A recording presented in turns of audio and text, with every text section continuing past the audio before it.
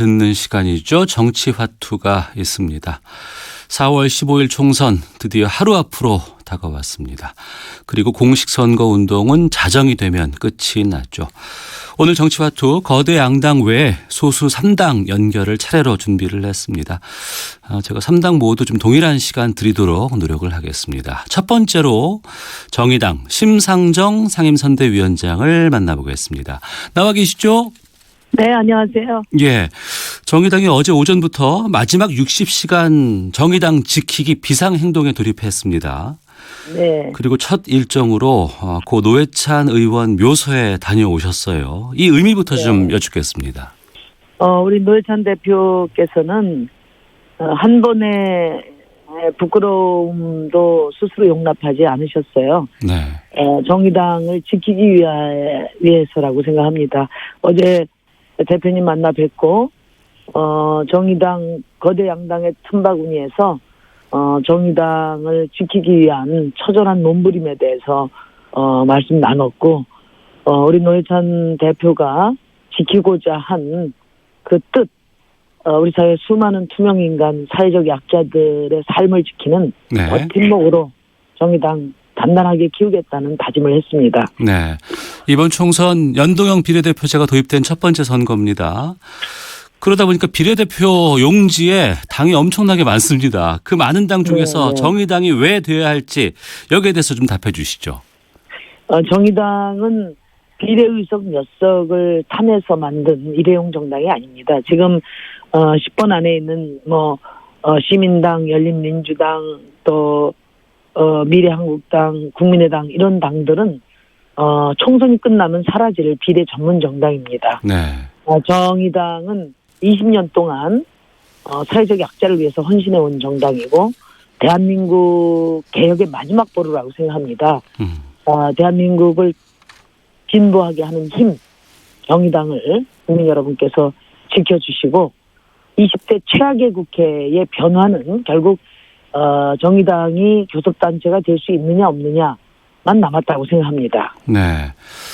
앞서 저도 사회적 약자를 위해서 노력해왔다고 말씀해 주셨는데 이번에 또 코로나19 상황이 이번 총선에 영향을 끼치지 않을 수는 없는 그런 입장입니다. 정의당이 코로나19 관련해서 약자를 위한 대책을 강조해 온 것으로 알고 있는데 국민들이 정의당에 대해서 어떤 부분들 기대하고 있을지 또 총선 슬로건으로 내세울 게 있다면 어떤 게 있을지요? 저는 IMF 때를 생각해 보면요. 국민 세금으로 공적 자금 구성해서 기업도 살리고 나라도 살렸지만 대한민국은 세계에서 OECD 국가 중에 가장 양극화가 심하고 불평등이 심한 나라가 되었습니다.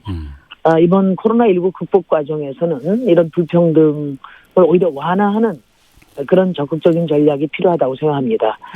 정의당은 무엇보다도 정부, 그러니까 국민 세금으로 지원받는 기업은 어떤 경우에도 해고를 해서는 안 된다.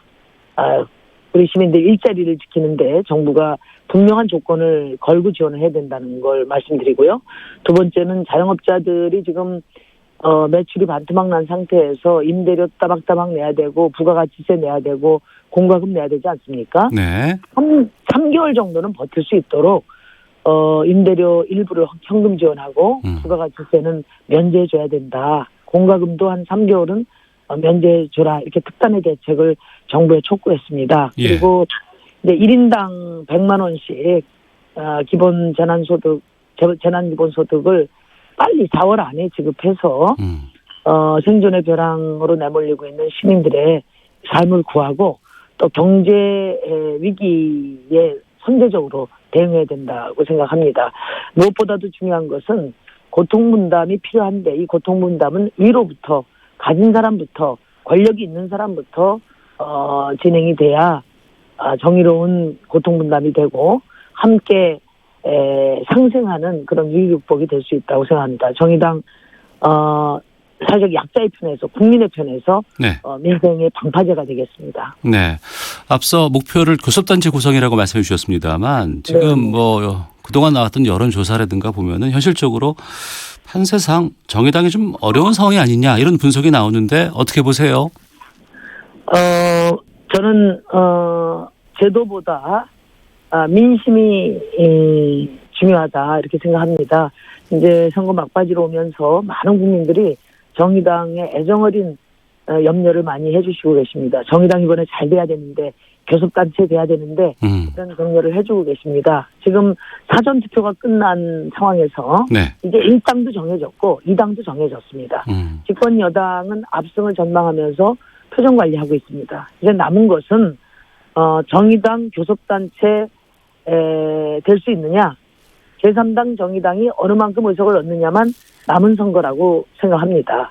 21대 국회에서 사회적 약자의 목소리가 더 우렁차게 국회의사당에 울려 퍼지고 과감한 개혁이 이루어질 수 있도록 정의당 교섭단체 만드는 대반전의 역사를 우리 국민들께서 4월 15일 이루어주시기를 간절히 소망합니다. 네. 과거 총선에서는 마지막쯤 되면은 민주당이라든가 정의당의 부분적인 연대가 꼭 있어 왔습니다.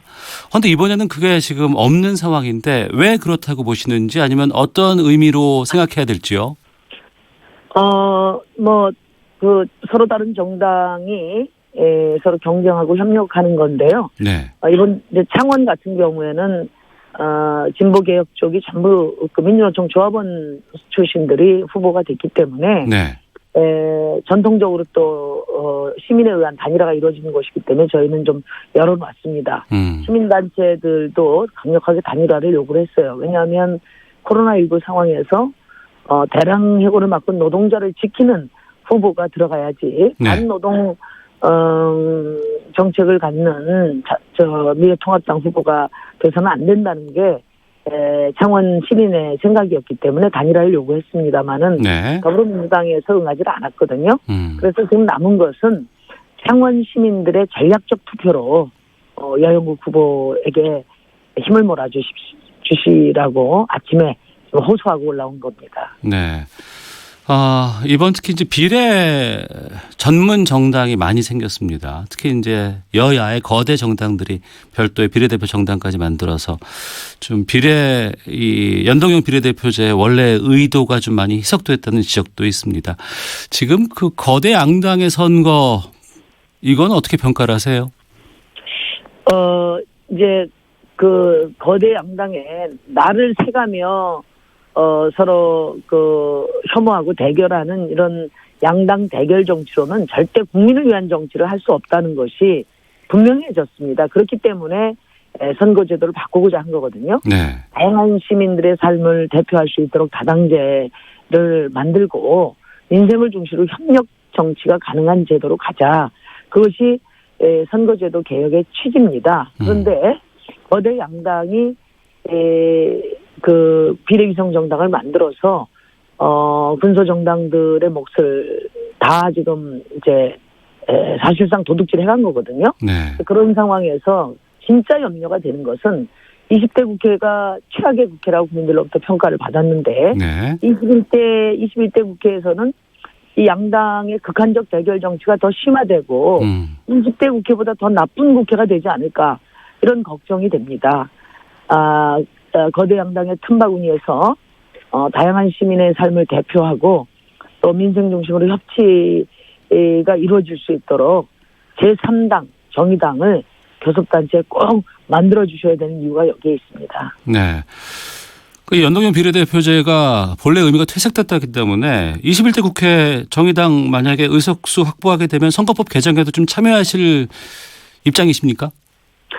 30년 동안 김대중 대통령 또 노무현 대통령 문재인 대통령까지 이어지는 정치 개혁의 열망이 있었습니다. 그 첫 발을 네. 이번에 내디딘 건데 이것이 이렇게 무력화됐습니다. 정의당이 의석수의 유불리에 연연하지 않고 원칙을 지킨 것은 바로 이 선거제도 개혁, 정치 개혁의 길을 당당하게 가겠다는 선언입니다. 정의당은 이번 총선 이후 국회에서 대한민국 낡은 정치, 특권 정치를 교체하기 위한 더 과감한 정치 개혁에 나서겠습니다. 그럴 자격을 갖고 있는 정당이라고 감히 말씀드립니다. 예, 30초 드리겠습니다. 끝으로 유권자 여러분께 마지막 말씀 부탁드리겠습니다. 20년 동안 유불리 따지지 않고 불평등과 차별에 맞서 싸운 정당입니다. 대한민국 개혁의 마지막 보루 정의당입니다. 정의당 교섭단체 만들어주셔서 20대 국회 더 과감한 개혁, 사회적 약자들의 목소리가 더 우렁차게 울려 퍼지는 그런 21대 국회 만들어주십시오. 거대 양당의 대결 정치 틈바구니에서 우리 다양한 서민의 삶을 대표하고 민생을 중심으로 협력 정치 견인할 수 있도록 정의당에게 힘을 주십시오. 제3당 대한정당으로 키워주십시오. 예, 감사합니다. 알겠습니다. 오늘 말씀 여기까지 듣도록 하겠습니다. 고맙습니다. 네, 고맙습니다. 네, 정의당의 심상정 상임선대위원장 연결했습니다. 정치화투, 이번엔 국민의당으로 가보겠습니다. 국민의당 지난 20대 총선에서 호남 기반으로 제3당으로까지 올라갔었죠. 하지만 여러 우여곡절 끝에 이번엔 비례만 후보자를 낸 상황인데요. 국민의당 이태규 선대본부장을 연결하겠습니다. 안녕하십니까? 네네, 안녕하세요. 예. 먼저 안철수 대표 전남 여수에서 국토종주 시작했고 10여일 만에 오늘 서울 광화문 광장 잠시 후 한 2시쯤 도착한다고 들었는데 지금 어디쯤 계세요? 네, 오늘 오전에 출발을 해서 지금 알고 있기는 영등포 쪽까지는 지금 와 계신 걸로 이렇게 알고 있습니다. 네. 오후 2시에 그러면은 당 차원에서 광화문 광장에서 어떤 행사 같은 것들이 좀 있습니까? 당 차원의 행사는 아니고요. 예. 안철수 대표가 이제 14일 국토 종주를 마쳤기 때문에 네. 마친 그걸 기념해서 이제 대국민 기자회견을 광화문에서 할 예정입니다. 네. 아마 거기에는 이제 저희 당의 비례대표 후보들하고 오늘 안 대표가 2시에 도착한다는 소식을 알고 있는 아마 지지자분들이 조금 오시지 않겠는가 이 정도 예상하고 있습니다. 예. 안철수 대표가 이번에 코로나19 상황에서 대구에 의료 봉사를 내려가셨잖아요. 네. 거기에 대해서 민심이 상당히 좀 좋았었습니다만 많은 분들이 이번에 왜 이렇게 선거를 앞두고 달려야 하나, 왜 달리나라는 질문을 많이 하고 있습니다. 여기에 대해서 좀 말씀을 좀 해주시죠. 아마 정치의 진정한 설사위가 어디인지를 찾는다는 점에서는 지금 사회자께서 말씀하신 대구 의료자원봉사 활동하고는 이제 장소와 환경이 전혀 다르지만 예. 이제 정신과 취지는 같다 이렇게 말씀을 좀 드릴 수 있습니다. 안 대표가 자가격리 중에 국토종주를 하겠다고 마음을 결심한 배경에는 다시 또 국민 삶의 현장에 들어가서 국민들의 좀 마음을 읽고 그분들의 목소리를 좀 듣고 네. 그분들의 목소리를 대변하고자 이것이 정치의 본질 아니겠는가 이런 이제 결심 속에서 이거를 이제 진행하신 거거든요. 네. 그런 측면에서 국민 곁으로 다가가겠다. 그것이 정치가 진정한 설자리다. 이런 부분에서 큰 차이는 없다. 그렇게 이해하고 있습니다. 저희들은. 예. 국민의당 지난 20대 총선에서는 제3당으로 우뚝 섰습니다. 하지만 4년이 지난 지금에는 여러 우여곡절이 있었고 또 지금 이태규 선대본부장께서도 지금 법원의 판단 때문에 의원직 상실한 상태로 알고 있습니다. 4년 동안 여러 상황들이 좀 있었는데 그럼에도 불구하고 이번에 국민의당을 국민들이 왜 선택해야 될지 여기에 대해서 좀 말씀을 해 주시죠. 여러 차례 아마 안철수 대표도 말씀하셨지만 네. 그럼 20대 국회가 역대 최악의 국회라고 이렇게 평가받고 있습니다. 네. 예, 그리고 불행하게도 현재 20대 국회의 주역이었던 거대 기득권 양당들이 다시 현재 정치 어떤 중심에 다시 서고 있거든요. 네. 이렇게 해서 다시 21대 국회가 구성이 된다면 20대 국회에서 보였던 어떤 허구한 내지 싸움하는 이런 정치, 일하는 정치 이것이 계속되고 그러면서 한국 사회의 모순과 위기는 계속해서 커져만 갈 것이다. 이런 위기의식이 있습니다. 네. 그래서 정말 이번에는 이 거대 양당들을 견제하고 균형자의 역할을 할 수 있는 정말 제대로 된 정당이 필요하다. 그런 부분에서 국민의당의 역할이 굉장히 중요하다. 이런 말씀을 좀 드리고 싶습니다. 네. 그러면 그 의미를 포함해서 이번에 몇 석 정도 목표로 하고 계세요? 저희는 몇 석이라고 말씀은 드리진 않았고 이제 정당 득표를 20%를 목표로 한다 이런 말씀을 드렸거든요. 그래서 예. 정당 득표를 20%를 할 경우에는 사실 어떤 정당도 독자적으로 과반 정당이 안 되겠다. 이런 이제 예상을 좀 갖고 있는 거고요. 예. 지금 이것이 연동형 비례대표제다 보니까 이제 소수 정당들이 얼마만큼 많이 등장하는지에 따라서 이제 의석 비율이 차이가 있거든요. 그러니까 3% 최소 기준을 맞추는 정당들이 얼마만큼 등장하느냐에 따라서 의석수가 달라지기 때문에 지금 정확히 예측은 못하지만 네. 저희는 정당 득표 20% 목표로 해서 10석 이상을 저희가 목표로 하고 있습니다. 네. 국민의당 같은 경우에는 지역구 후보 없이 비례대표 후보자만 냈습니다. 왜 그랬는지 또 여기에 대해서는 어떤 계획인지 좀 말씀해 주시죠. 안철수 대표하고 지지자들이 이제 정치 재개를 처음 할 때 목표가 두 가지였는데, 네. 이것이 현재 현 정권을 좀 견제해야겠다고 하는 부분이 하나가 있고, 또 실용 중도 정당을 만들어야겠다 두 가지를 가지고 창당 준비를 하는데 막상 시작을 하니까, 네. 야권이나 많은 지지자들께서 중도 실용 정당도 좋지만 지금 야권이 분산되면 안 된다. 표를 분산시킨 걸 막아달라면 이런 요청이 계속 들어왔습니다. 예. 그래서 이제 안 대표가 굉장히 많은 고심을 하셨는데 그러면 야권표 분산을 막으면서도 이 실용 중도 정당의 어떤 기치를 살려서 계속 갈 수 있는 방법이 뭐냐를 여러 날 고민하시다가 그러면 이번에 지역구 공천은 포기하고 우리가 비례 후보만 내고 네. 비례 정당 투표에서 당당하게 승부를 보자 이런 결심을 하셨고 그 과정에서 이제 국민의당의 깃발을 들고 지역구 출마를 준비하셨던 많은 분들이 계세요. 네. 결국 이제 그분들이 출마를 못하게 됐기 때문에 그 부분 속에서 굉장히 고통스러운 결단이었다. 그리고 지금도 이제 그분들에게 굉장히 송구스러운 마음을 갖고 계시는 거죠. 네. 정권 심판을 위해서 또 야권의 표 분산을 막기 위해서 지역구 후보를 내지 않았다고 하지만 또 이 한편으로는 미래통합당을 도와주는 것이 아니냐 이런 지적도 있거든요. 여기에 대해서는 어떻게 말씀하시겠습니까? 결과적으로 미래통합당이 지역구에서 득을 볼 수는 있습니다. 네. 득을 볼 수는 있고 그렇지만 이번 선거가 어쨌든 현 정권에 대한 중간 평가 성격을 갖고 있기 때문에 네. 그런 부분에서 정권을 견제해야 된다는 데서는 힘을 합쳐야 된다고 생각이 들지만 그렇다고 우리가 그런 결단을 내림으로 해서 저희가 사실 얻는 실익은 없거든요. 사실 네. 이것이 우리가 무슨 통합당하고는 얘기를 해가지고 이렇게 결심한 것이 아니고 어쨌든 야권표 분산을 시키지 말아달라는 요청이 너무나 많았기 때문에 예. 그분들한테 그럼 우리가 이렇게 지역구 공천을 포기할 테니까 지역구는 그럼 원하는 후보들을 뽑아주시고 대신 비례정당 투표에서는 국민의당을 선택하는 교차 투표를 해 주십시오. 사실 이런 의미가 들어가 있습니다. 네. 비례대표 후보자 26명 등록을 하셨어요. 선정 기준이라든가 또 국민의당 후보자들의 강점을 좀 말씀해 주신다면요. 글쎄, 그거는 저희 비례대표 추천은 사실 이제 당에서는 전혀 관여를 안 하고 예. 후보 추천관리위원회가 이제 민주적인 절차와 심사를 거쳐서 결정했는데 네. 사실 왜 이분들을 추천했는지에 대해서는 이제 추천관리위원장께서 상세하게 추천의 배경을 설명했고 그 자료들이 홈페이지에 다 기재되어 있습니다. 예. 그래서 당원 선거인단도 이제 그것을 보고 이제 인준 투표를 했고요. 그래서 후보자들의 신상 명세와 자기소개서, 의정활동 계획, 그리고 왜 이 후보들을 이런 이유로 해서 추천을 했습니다라고 상세하게 공개한 정당은 아마 국민의당이 처음일 거라고 이렇게 생각하고 있습니다. 네. 하지만 비례대표의 취지와 맞지 않게 주요 당직자라든가 현직 의원들이 전면 배치됐다 이런 지적에 대해서도 좀 입장을 좀 주셨으면 좋겠습니다.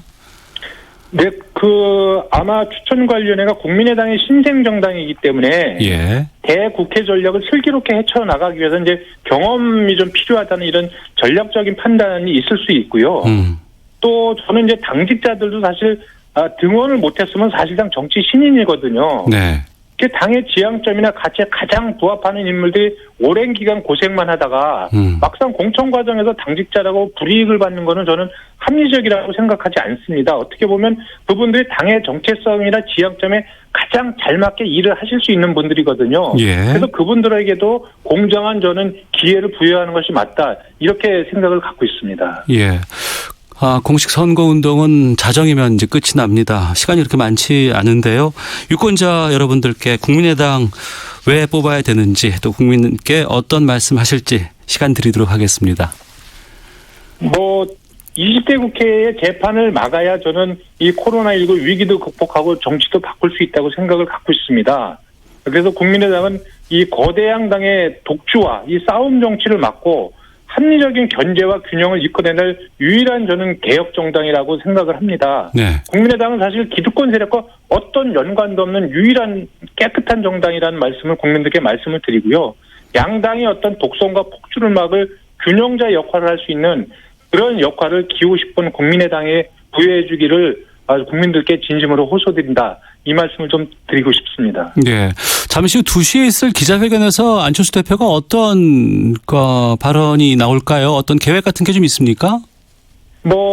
아무래도 14일 동안에 어떤 느끼셨던 그때 국민들께서 이제 여러 말씀을 주셨기 때문에 네. 그런 부분들을 아마 다시 말씀을 좀 하시지 않겠는가. 그러면서 정치의 어떤 책임의식과 정치의 진정한 설자리 그리고 또 달리면서 우리 국민들이 바랐던 어떤 사회를 바라는지 부분에 대한 좀 말씀도 좀 있을 거라고 생각이 들고요. 예. 결국은 그렇게 해서 우리 사회가 어떤 희망과 통합의 정치를 결코 포기하지 말고 그 길로 같이 가야 된다. 아마 이런 긍정적인 말씀을 좀 하실 것으로 그렇게 예상하고 있습니다. 예, 알겠습니다. 자, 오늘 말씀 고맙습니다.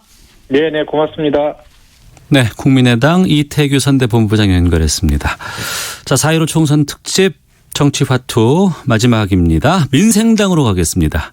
손학규 상임선대위원장 나와 계십니다. 안녕하십니까? 예, 안녕하십니까? 목소리가 많이 쉬셨어요. 예, 요새를 전국적으로 다니다 보니까 아이고. 제가 관리를 잘 못한 모양입니다. 죄송합니다. 지금은 어디 계십니까?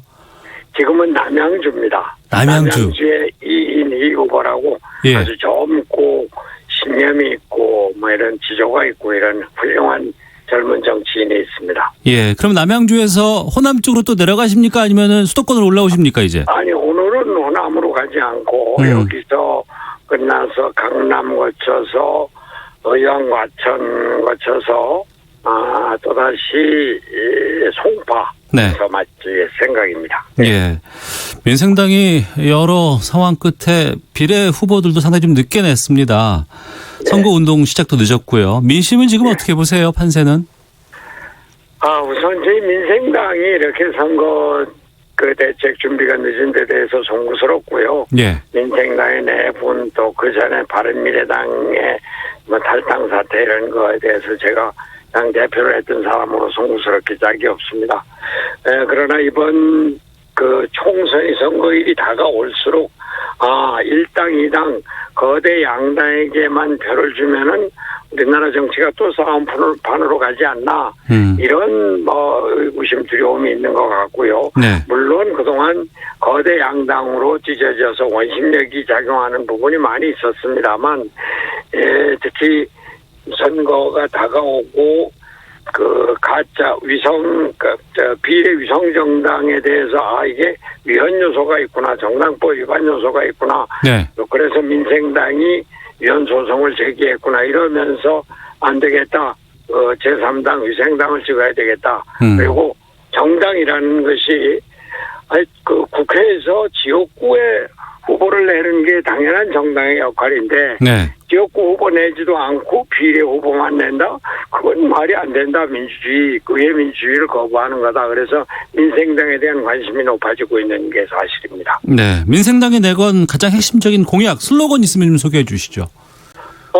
우선 코로나 사태 관련해서는 저희가 제일 먼저 1인당 전 국민에게 50만 원씩 일단 주고 네. 줄 필요 없는 사람들, 받을 필요 없는 사람들한테는 나중에 정산을 하거나 세금 누진세를 적용을 해서 다시 환수를 한다. 왜냐하면은 정부에서 70% 소득 이하 국민들에게 4인 가족 100만 원 준다. 우선 액수가 충분치가 않고요. 예. 또 그 기준이 분명치가 않아서 이번에 건보료를 기준으로 한다고 그러지만 건보료가 2018년 그 소득을 기준으로 하기 때문에 이번 코로나 사태로 직격탄을 맞은 소상공인 자영업자 실업자들에게는 혜택이 못 가기 때문에 일단 다 주고 불필요한 사람은 다시 걸른다 이런 거고요. 주택 관련해서는 20평짜리 아파트를 1억 원에 제공을 하겠다. 우리 신혼부부들 젊은 사람들 집 문제가 아주 어렵잖아요. 그 때문에 장가도 못 가, 시집도 못 가고 그런 것들을 해결하기 위해서 그 땅은 그 정부에서 제공을 하고 네. 또 땅값에 대한 임대료를 싸게 제공을 하는 이렇게 해서 민생 위주의 정책을 펼쳐나가겠다 이렇게 하고 있습니다. 알겠습니다. 투표율이 상당히 높았습니다. 또 호남 사전투표율이 전국 평균을 훌쩍 넘었는데 그리고 민생당이 비례후보 투표용지에서 3번이지만은 맨 위에 위치해 있거든요. 칸이. 예, 그 덕을 볼 거라고 생각을 하지만 얼마나 될지는 모르겠고요. 예. 근데 이제 그것보다도 지금 호남 말씀을 하셨는데. 예. 호남이고 뭐고 우리나라 정치가 전부 다 그 진영 논리로 갈려서 거대 양당으로 나뉘는 그런 경향들이 있는데. 네. 호남에서 최근 이렇게 해서 우리가 호남에서 모든 민주당에 몰아주면은 몰빵을 해주면 이게 우리한테 과연 좋을까 하는 회의론이 생기고. 네. 그래서는 안 되겠다. 민주당에 몰아줘서는 안 되고 그 호남에서 제2당인 민생당에 관심을 갖자 이런 분위기가 상당히 높아지고 있다고 들었어요. 네. 그래서 어제는 제가 원래 다른 데 예정이었었는데 급히 일정을 바꿔서 전주에 갔는데. 네. 정동영 후보를 비롯해서 우리 민생당의 후보들이 호남 그 시민들이 더불어민주당에만 표를 몰아주면 안 되겠다 이런 자성이 생기고 그러다가 자칫 우리가 냉대 홀대를 맞으면 어떡하냐. 그래서 아주 급격하게 민생당에 대한 지지가 높아지고 있다는 얘기를 들었습니다. 네. 목표 의석은 지금 얼마나 보세요?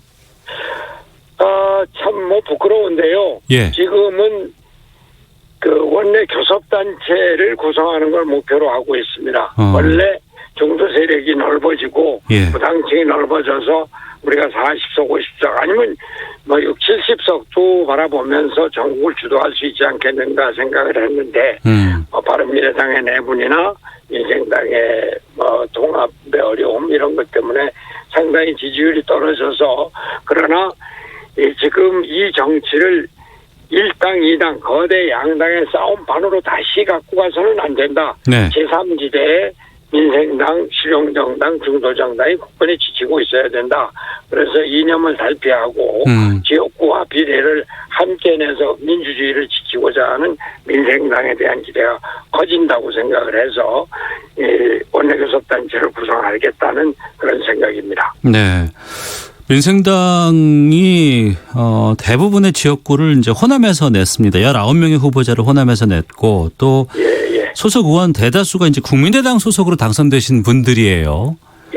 예. 그런데 앞서서는 현 여당에 대해서 좀 몰표 막아야 된다라고 얘기를 하셨지만 또 일부 이 민생당 의원들은 현 정당, 그러니까 현 정부와 연이 있다라는 이런 사진으로 지금 선거 유세도 많이 하고 있거든요. 이건 좀 아이러니가 아닌가 싶기도 한데요.